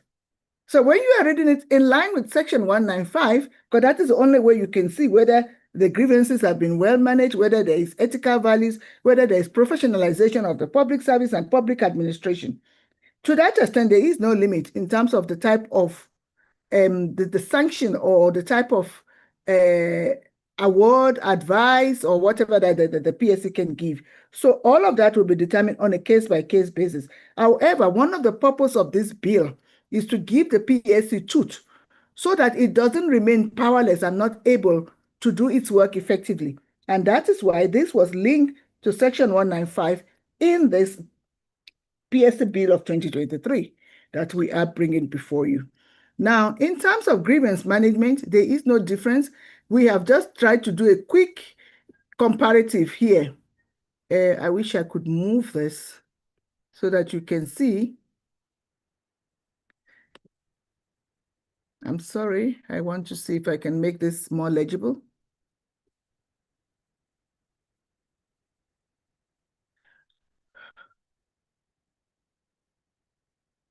Oh my God. I'm trying to make sure that you can see what I'm presenting. Anyway, so in line with Section 157, what we are saying here is when you compare what is here, in the municipality, they have some steps that they must take. You lodge a grievance with your supervisor. Then it goes to the next level. Then it goes up to the third stage where it goes to the municipal manager. Where the municipal manager has finished dealing with the grievances and they want to finalize it there, then it can go to the bargaining council for decision. In the public service, you lodge with the supervisor, you lodge with, then it moves on to your next level, or you lodge with the grievance officer if they have one, until you have exhausted your internal processes, and then it goes to the bargaining council. Now, where the PSC comes in is that when you have finished all your internal procedures, the employee has a choice, either to say, I want my grievance to be referred to the PSC, or I want to go to the bargaining council. We have a grievance form where the employee will have to sign option C. There's a part of the form which is option C. You will elect, I want my grievance to go to the PSC. Then once that election has been made, the EA or the municipal manager, whoever is the last authority in the grievance internally, will then refer it as requested by that employee. Or if they want to refer it on their own volition, then they are referring it. So what this does is just create an option. It does not erode anything. And once the PSC has dealt with the matter, sometimes it can assist you in your case in the bargaining council. You take the report, you go to the bargaining council, which you then call us and say, come and give evidence on my behalf. In line with your report, we help you there. We say, okay, this is how we understand it. The case moves faster because it has already been investigated. Also, you can also take it to the labor court and then say, this is what happened and all of that. So that is the only thing that we are doing here, is just to fast track these processes. But they are talking about grievances. We don't only do grievances. We give advice. We look at the composition of administration. We look at capacity issues, training, and all of that. We give recommendations. We give directions. So all of those other powers, they are also applicable to them. So it's not only grievance. So we cannot be limited to the issue of grievance. And those grievances, the same rule as it's applicable at local government is also applicable at the municipal systems, at the health, SAPRU, POCRU, all of them, and the PSCBC. They're all members of the PSCBC, and the system is working appropriately. So that is just a small comparative there. Now, while the bill is framed as giving effect to Section 196 of the Constitution, the clear intent by including municipalities. So we've dealt with that. In terms of Section 10.2, all we are saying here is we are not saying that the executive authority will start dealing with administration. We are saying when you are dealing with internal processes, it must exhaust internal processes. So if your executive authority is your last authority, maybe you must lodge an internal appeal. Finish that one before you refer it externally. Hence, we propose this Section 68A to be included in the Municipal Systems Act, and we are now saying even that can be included in the main body of the Public Service Commission Act. So we have just dealt with that, where we have said the relevant executive authority, we are saying municipal manager, and those areas are also highlighted in red so that that is clear to say that it's not about that. It's either the municipal manager, the CEO, or the executive authority. They must then submit that grievance to the PSC once the employee has elected that they want the grievance to go to the PSC. Now, that is what we have said there in terms of responding to the issue of the grievance management. Now, looking at the New South Institute, they did support the bill extensively. They look at the bill as highly something that will help the public service and public management and public administration. They just thought that we should put in some measures of control in terms of how do you measure achievements, outputs, and things like that, which are things that will be developed in the implementation stage of the PSA bill. We also have rules that will be developed in line with that. And then they did think that the bill would go a long way to solve some of the problems that the country is faced with. Now, the PARI equally supports the bill, except that they want PSC to look into recruitment issues and to support. We are looking at that, except that we don't want to be the referee and the player. We don't want to do recruitment because we remember Section 197, which is now giving that to the DPSA. So from an oversight perspective and from the part of having panel that oversight or having what you call observer status and assist, we are looking at setting up such a panel. So PARI just wanted us to be more active and so that this bill enable us to help the organization. Now, the Gender Commission is happy with the PSA bill. They do not see any conflict with their function. They are happy that some of the issues that they raised have been addressed, and they are also asking the PSC to go further to make sure that this whole thing is effective because they still the need for the PSC to become stronger and better. And finally, this organization as well supports the PSC bill, except to say that there's a lot of operational issues that they raised, especially on the appointment of commissioners. And what we are saying here is that we don't really appoint commissioners. The bill has simply just dealt with the role of processes. The rules of each legislature will still be applicable. For example, maybe when you are doing the interviews, you want to make it a live interview and all of that. That is something that each legislature will deal with. But what is important in terms of the appointment of commissioners, which we can comment on, is that the bill made provision for the appointment of acting chairperson or acting deputy chairperson when both of them are not available. And that acting appointment is limited to just 30 days so that it can be monitored. However, with the issue of other commissioners, there is no provision for acting appointment. What happened is that the PSA has its own internal administration, which it does in terms of its own governance. It's working as a single public service commission for the Republic. So if there is a vacancy somewhere, they work together to close that gap because we cannot bring somebody who is not a commissioner from outside to come in and act. No. Even when the president wants to appoint a chairperson, it has to be a commissioner that has been fully nominated by the legislature or parliament as it is. So internally, they will just allocate the work among themselves and make sure that there is no gap that is left uncatered for. And that is what they call those caretaker commissioners. So the implication is basically that the Constitution recognizes public administration and that the heading of Chapter 10 itself is public administration. And the purpose of the PSA is public administration. All the bill have said is that the PSA mandate applies to both public service and public administration. Because like they have said in many cases, those semantics and terminology distinctions is not necessary. And we cannot now. So that's why we are not choosing whether it's public service. We are binding both. So as a whole, it's not to be found in somewhat artificial terminological distinction. So those are artificial terminological distinction because we are saying within public service, within public administration, there's a public service.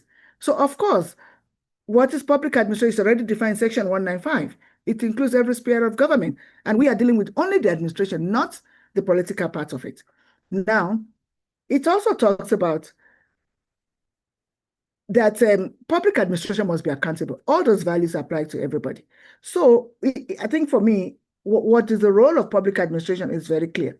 And now the issue of public service, even if you look at Section 196, it's not everywhere that it doesn't talk about public administration. For example, if we look at 1964, because we must read in totality, we first of all read 1961, 1962, 1963, which says other organs through legislature, which is what we are doing now, and other measures, they must assist and protect the commission. We have come to you to assist and protect the commission to ensure the independence, impartiality, dignity, and effectiveness of the commission. It then goes on to say, no person or organ of state may interfere with the functioning of the commission. And I think the Constitution knows that this day will come. So to interfere with the work of the commission and its independence ability is prohibited in terms of the Constitution. It then went on to say, if you look at clauses like to investigate and monitor and evaluate the organization and administration of personnel practices of the public service. That is that. But if you then go on to say there's to investigate and evaluate the application of personnel and public administration practices and to report to the relevant executive authority and legislature. The relevant executive authority might be an MEC, it might be a mayor, it might even be a municipal manager, if that is the way they are structured. It might be a minister, the president. And that's what we are saying there. The PSC monitor, investigate, remember, on its own accord or on receipt of a complaint. So you don't have to wait for somebody to lodge a complaint with you. If you see something is wrong, you can investigate and you evaluate. And the application of personnel and public administration practices. What are those public administration practices? Even to that extent, we look at procurement issues where there are unlawful procurement practices. Those are public administration practices as well. And to report to the relevant executive authority and legislature. We do report to you, and we will be reporting to the municipal council going forward, because those are relevant executive. And here, there is no mention about public service or public administration. It's simply telling you, you must evaluate all of that, and you must report. So it shows how broad this is. So selective reading and pointing to only sections that deal with public service is not correct. There are many sections here that do not deal with public service that also deals with public administration. It's a mixture of both. Now, going forward, we just talk about those values and we just mentioned that. So we are then saying that having looked at all of that, clause 13 is one of the sections that we have introduced to give effect to give the PSC to say, yes, we do make recommendations. Those recommendations must not be easily ignored. And I will show you the case law that says that. Now, we are saying if we make you a recommendation, you have 60 days to come back to the PSC. That's what clause 13 is saying. It made provision for both recommendation and direction. If we give you a recommendation, you must come back to the PSC with your operational plan, how you are doing it, so that you don't ignore it. If we give you a direction, it must be implemented. And if you want to review that direction, then you must take that process on review, because the whole essence of the PSC is to make sure that what is done in KZN is what is done in Limpopo, and that there is consistency across public service, and there is uniformity in the way we do things, and the laws are not broken, and there is strengthened governance. So, and to do that, we look at this case of Ramapepe, where the court specifically refers to Section 237, which talks that we says that Section 237 requires that all constitutional obligations must be fulfilled diligently and without delay. So you must not delay, and if you want to do, you do. That's why this issue of 60 days reporting back and everything, we do not want people to just sit on reports and not act. Now we go on to talk about the Nomlala matter, which is where the court says, I accept as I must that since the power to make recommendation is sourced from the Constitution itself, the recommendations may not be ignored willy-nilly by those to whom they are made. For instance, if this were to happen, the decision to ignore the recommendation would be unlawful, and it will amount to undermining the Constitution itself. Such a decision could be challenged on judicial review because no function that has its foundation in the Constitution may be disregarded at whim without consequence. This is a case that involved the PSA itself, and this is what the court have said. So our input into this bill today is also influenced by some of these things, the decisions that the court have taken in order to assist us. We are saying, even if you look at the public protector, there is nowhere where it says the decisions or the remedial action of the public protector is binding. But if you look at this case, the Economic Freedom Fighters for the Speaker of National Assembly, where the Constitutional Court then said that the remedial action of the public protector is to be effective in addressing the investigative complaint, is often has to be binding. And when remedial action is binding, compliance is not optional. That's what the court have said there. It takes the court to give even the public protector that power. So that is why we have looked at all of these court cases, and we are now strengthening the position of the PSC in line with those court decisions. So considering the court pronouncement and all of that, we realize that there's a need to give effect, and based on the advice from judges and other people that we have received, that we need to look at our legislation. Section 196 4F, 4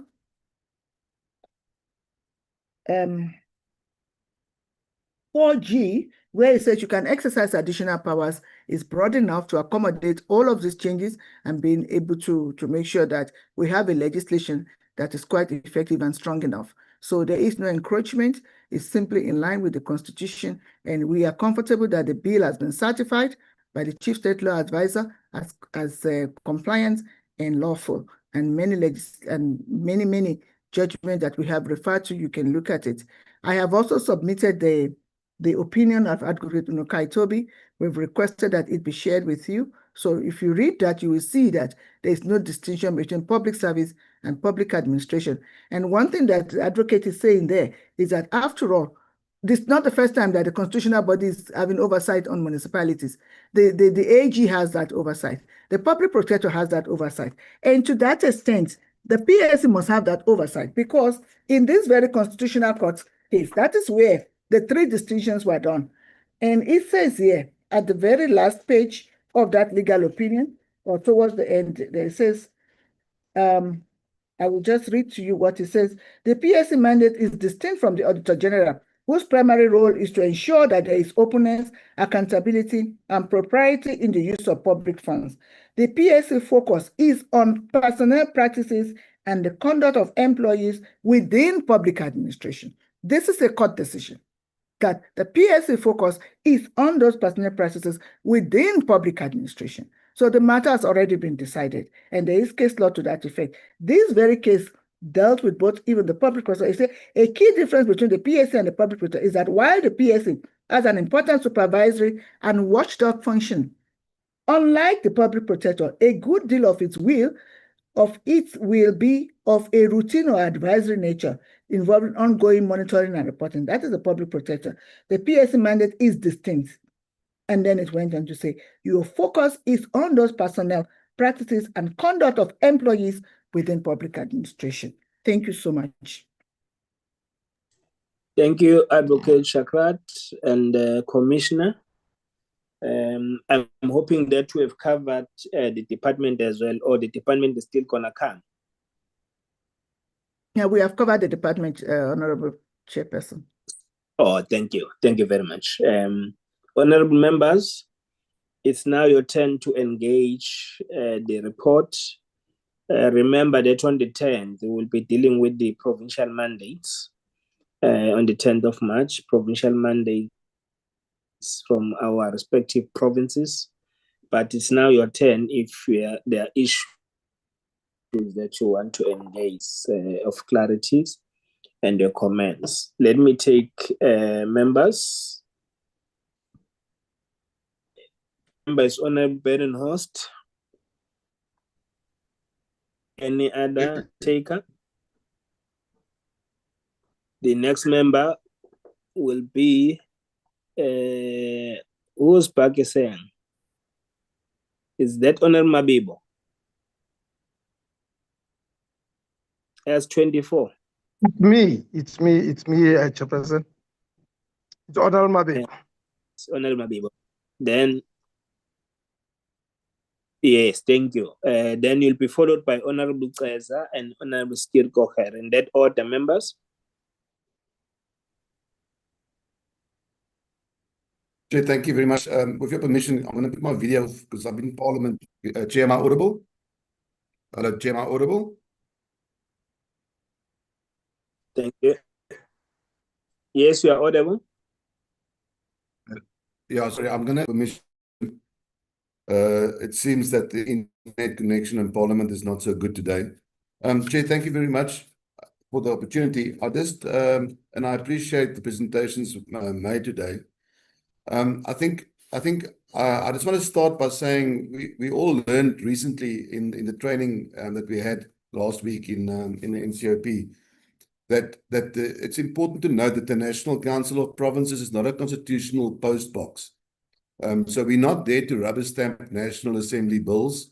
Section 76 legislation exists precisely because provinces, and by extension the municipalities, have a constitutional voice in matters affecting the functional areas. So I think our duty as the NCOP is to interrogate constitutional risk, protect provincial autonomy, and to ensure that what leaves this house can actually withstand judicial scrutiny. And if we fail to do that, I think we are abdicating the very purpose for what the NCOP was created. So having said that, Chair, I think it's commendable by Public Service Commission, because obviously that brings an end to cadre deployment. So it's good to have it. But strengthening constitutional institutions should not weaken constitutional architecture. And I think it's important that we note that. So independence must be constitutionally sound and not just politically expedient. The Parliamentary Legal Services has illustrated today in their presentation that there's clear internal legal disagreement, there's conflicting constitutional interpretations, and there's potentially a likelihood of litigation. So my question would be, is it wise to pass a bill with acknowledged constitutional vulnerabilities up front? Should we, as the NCOP, not now go and do our job properly and consider a narrowing amendment, something that would basically imply that implementation of the provisions that are in question, that are in those grey areas, are suspended for 24 months, depending constitutional determination? So should Parliament knowingly pass legislation in a legally uncertain space, relying on courts then to clean up that ambiguity later on? Or should Parliament resolve ambiguity up front before legislation into the contested constitutional terrain is engaged? That'll be my question. Thank you very much, Chair. Thanks for the opportunity. Thank you. The next member is Honorable Kaiser, followed by Honorable Mabiba. No, thank you very much, Chair. I think mine is more of comments than questions. We commend the PSC in terms of bringing about some level of accountability on a municipal official level in terms of the issues that we're getting. You know very well, Chair, that we're getting issues of the gross violation of Section 195 1D of the Constitution in municipalities in terms of non-discriminatory service delivery to all citizens without bias. And I'm happy that there will be a constitutional body in terms of charter to deal with some ethical lapses there. And second issue is just one clarity on clause 13 of the PAM. It appears to make the PSC decision binding unless set aside by court, yet Section 196 of the Constitution limits binding directions to specific personal matters. Can it be clarified which PSC outputs are intended to be legally binding? And how this clause is aligned with the Constitution. Otherwise, thank you, Chair. Thank you, Honorable Kaza. You look very young today. I don't know whether it's your screen or it's something else, but it's fine. Let's take Honorable my age. Let's take Honorable Mabiba. Thank you very much, Chairperson. Let me welcome the presentation. Public Service Commission is an independent body that promotes constitutional values, investigates public administration, and ensures effective, efficient personal practices in the public service. Thus, the department assists the public office bearers across the country to promote high standard of professional ethics, accountability, and good governance. Thank you very much. Thank you, Honorable Mabibo. The next member is now Honorable Skir Kocher. Thank you, Chairperson. I appreciate it. I think maybe Honorable Keza is using one of those TikTok filters that's making him younger, so you must teach us how to do that.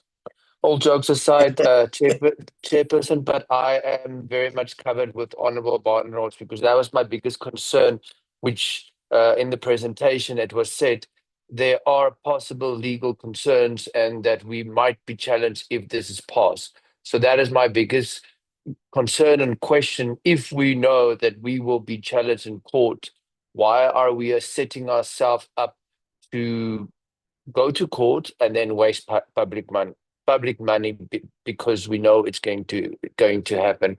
But other than that, Chairperson, I will yield because I was covered by Honourable Barton. Thank you, Honourable Skirkocher. If there are no further hands, I'll then hand over to the team to respond to all the issues raised by honourable members. Honorable Chairperson. Yes, Honourable Man. Yes, I got disconnected while I was trying to raise my hand. Of course, I'm moving towards. Yeah, welcome. I'm moving towards Parliament, so pardon me for not showing my face. As I'm driving towards Parliament. Just one clarity from the presenter, but of course appreciating both presentations from the legal team, Parliament, and also the Public Service Commission. The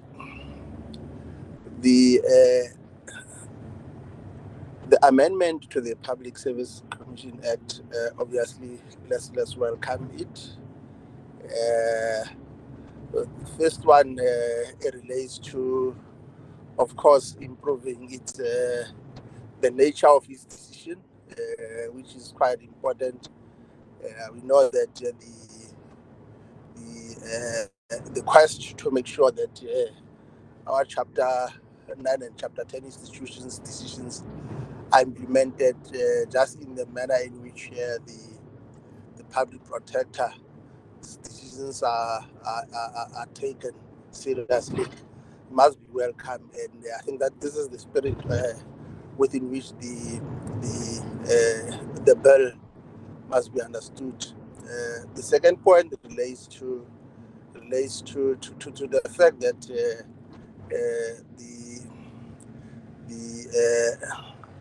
extension of the application or the work of the Public Service Commission to the local government sphere, I think it's long overdue. Of course, appreciating the fact that the three spheres of government are distinct, they are interrelated, and they are interdependent within a unitary system of government. And I had an opportunity to integrate at some point with the work that the Public Service Commission usually does as it relates to its work in terms of ensuring that there is norms and standards across provincial government and national government. And I think it's an area that has to be appreciated because without an oversight body like the Public Service Commission also doing the check in terms of the norms and standard at local government level, it creates a bit of a misnomer because while at national and provincial there is an attempt to ensure that there is compliance, at local government level, it's an area that has not been attended to. So therefore, there might be a need as we try to normalize the situation. Probably look at both Section 195 and also 196 of the Constitution. The question that I want to pose is just whether has the team not considered even amending it to make it categorically clear, because we know that every year there is a window of opportunity to look at what has changed and what has not changed. That could probably push us to amend certain sections of the Constitution. I'm also looking in terms of the window of opportunity around the national dialogue, whether this could also not be looked into. Of course, appreciating the fact that the questions that I'm posing now will mainly be addressed by the Public Service Commissioner, but the critical one is whether we have not considered amending both section 195 and 196, but of course appreciating the fact that section 154 and 152 of the of the Constitution is also clear in terms of the ability of the municipality or local government to organize its own administration. Thank you, Honorable Chairperson. Thank you very much, Honorable Chief Whip Mwimang, and we now hand over back to the team to respond, but we need to be certain, as honorable members are raising such a concern, that where constitutional amendments are required, let it be instead of being taken to courts and we get litigated and the process have to be restarted again. But if there are guarantees, looking at the opinion that is citing no challenge, but we need that certainty. Let me hand over to the team to respond. And Commissioner. Thank you very much, Chairperson. Chairperson, thank you to the honourable members for the questions.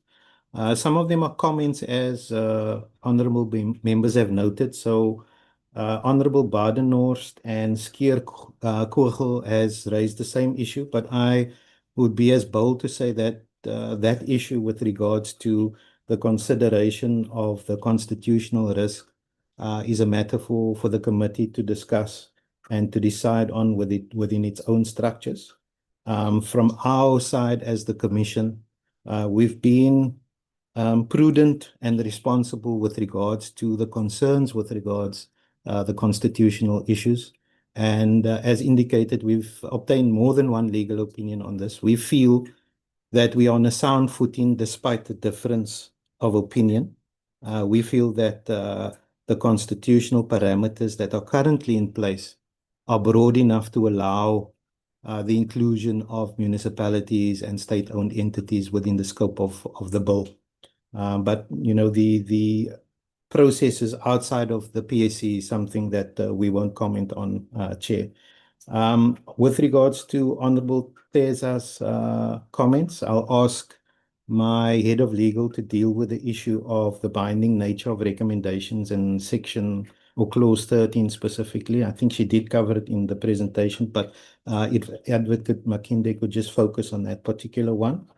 With regards to the last question on the amendment of the Constitution and whether there was consideration of this, yes, at some stage there was, Chairperson, but as indicated, the views and the opinions that we've obtained and our own assessment of the Constitution as it currently stands, despite the variation of interpretations, we feel that the Constitution is clear with regards to the ability of the Commission to include the fold of public administration and state-owned organs within the fold of the bill.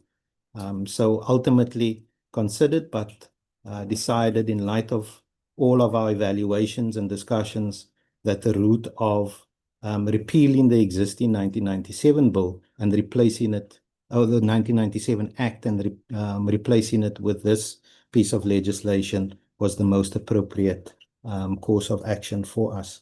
There was also a question with regards to the work that the Commission does with constitutional values and principles. And yes, we focus work on that as a specific area where we engage with all stakeholders. We feel that it's important for us as a country to get back to the core values and principles that should drive every public servant, every public office bearer. That should be the mantra Section 195, for all of us to ensure that the work that we have undertaken as either officials or public office bearers, that is the work that we are driven and committed to implement, not only in terms of policy, in terms of programs, and in terms of action plans. So the Commission will continue to do such work as far as promoting those values and principles across the entire sphere of organs of state and public servants, Chair. Chair, I will stop at that stage and then hand over to Advocate Makinde. She will address the one remaining issue, and I'm certain that Ms. Ibrahim might want to add as well. Thank you, Chair. Thank you, Commissioner. Okay, in terms of clause 13, if you look at the bill itself, clause 13.1 says that if the Commission has taken a decision consequent upon any of its powers or functions in terms of section 1964 of the Constitution, the relevant executive authority or other person to whom such decision was directed must report. So I want us to just note that the first one is not a binding decision. It must report not later than 60 days as from the date on which such decision was so directed or such other period or as the Commission may determine or allow as the circumstances may require to the Commission on the manner in which any such decision was implemented or otherwise dealt with. This is the recommendation of the PSC. The PSC has 4 different powers. We give advice, we give recommendations, we do monitoring and evaluation, and we give direction. So if it is a recommendation that is now issued under 13.1, you will be given timelines, and that is where we are saying you must not easily disregard those recommendations, must have good reasons. You need to come up with an implementation plan. Now, in most serious cases, where the PSC feels strongly that this encroachment or whatever is done is against the law, they may issue direction. And then if they issue such a direction, a person to whom a direction is issued, now we're looking at 113.3, to whom a direction is issued must implement such direction within a period determined in terms of the relevant law or such period as may be determined by the Commission in the direction. Now, if a person to whom a direction has been issued believes that he or she has a valid reason not to implement the direction, the matter must be taken on review in a court of law. A direction of the PSC is binding. That has been determined by case law, and that is why we're saying there is a difference between recommendation and direction. This clause gives those different options. But if it is a direction that is issued in more serious cases, then you need to. Because sometimes we will issue you a recommendation and then you become like difficult, you are not implementing, then they will issue you a direction just to make sure that we are enabling the public administration to function effectively. In that case, then you must take that direction on review. Thank you.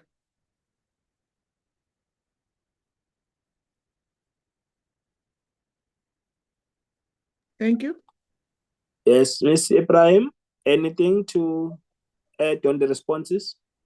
Thank you, Chair. On section 13, Chair, I stand by my earlier comments that the Public Service Commission is constitutionally only permitted to give directions in terms of section 1964D, which is directions aimed at ensuring that personnel procedures relating to recruitment, transfers, promotions, and dismissals comply with the values and principles in 195.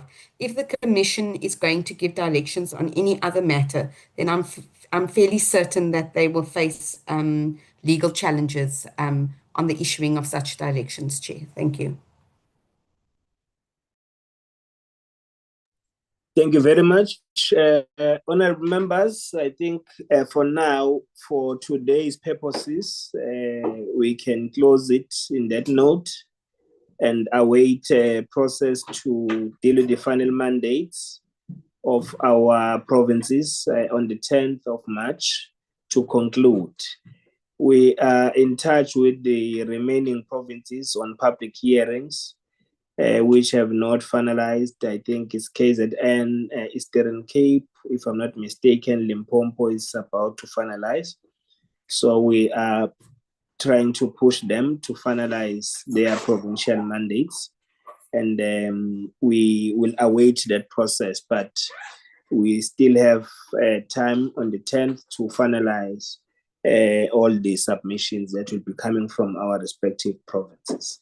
We wish to thank you, Commissioner Ashley, the team advocate, Ms. Abraham, and all officials who were present in this meeting.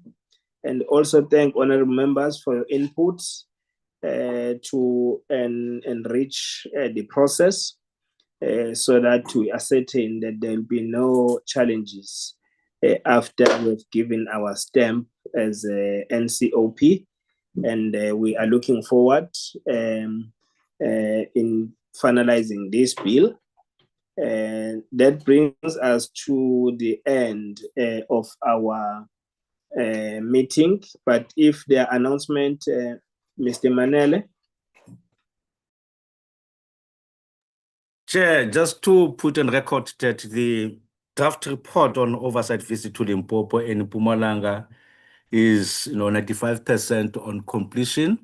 We'll just be integrating some of the observations and recommendations submitted by members. We're hoping that your office chair will probably get the report before Thursday, Chairperson. Thank you very much, Chairperson. Thank you. We'll deal with that visit in our next meeting next week, Tuesday or Wednesday. I sometimes confuse that we are exchanging with infrastructure so that we all get ministers to come before us. So we will allow that process to unfold. Members, those who still need to submit, please touch base with Mr. Manele for your submissions. They are more than welcome.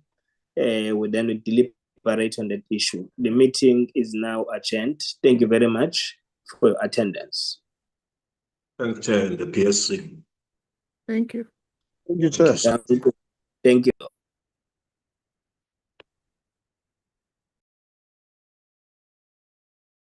Recording stopped.